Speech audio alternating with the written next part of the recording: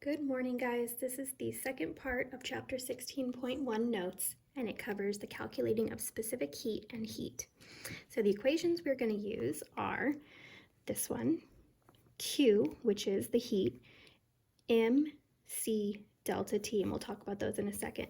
Another equation, which is actually the same equation, just rearranged to solve for C. So if we divide by M and delta T, it brings them over here. I'm going to rewrite it over here. Specific heat is the heat absorbed or released divided by the mass of what we were talking about times the change in temperature. Okay, so that's these things defined. Remember, delta means change, T is temp, lowercase m is mass, and Q is heat. Okay, all right, so our first sample problem, we have 4 grams, that's our mass. So we know m is equal to 4 grams of glass was heated from 274 to 314 Kelvin. The difference between these two, you guys can do it on your own, is going to be 40. If I changed them both to Celsius by subtracting 273 from each one and then found the change, it will still be 40. So the change in temperature, or the temperature, does not need to be in Celsius or Kelvin. It can be either one for these problems and this chapter. Okay, it absorbed energy, so it's taking energy in, and it absorbed 32 joules. So that is our Q. That's how much heat was put in. And the question is, what is the specific heat? So we're going to use this arrangement, okay, which is written down here. We are going to plug in our Q, which we wrote out was 32 joules, the mass, and the change in temperature. And when we do this calculation, we will get 0.20.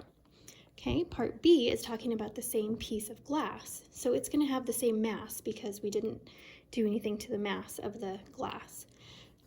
And it now, we know its specific heat. The specific heat is going to stay the same.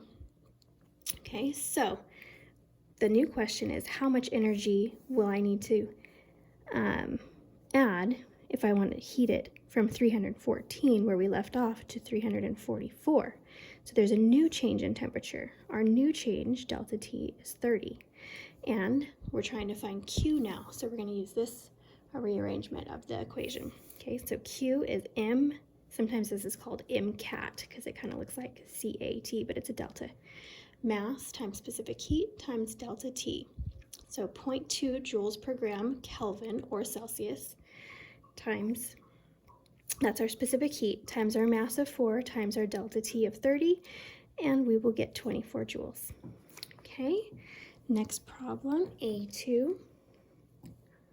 What is the heat energy required to raise the temp of 10 grams? That is our mass. So we can write M equals 10.0 grams.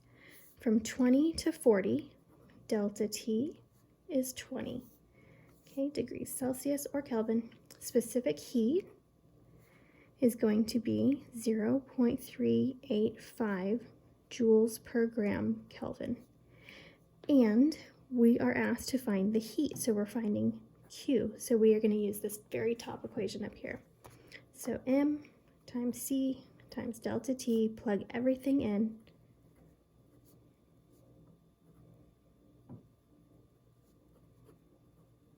Oops, not degrees Celsius, Kelvin, and times 20. So you can see the kelvins will cancel, the grams will cancel, and we will be left with joules.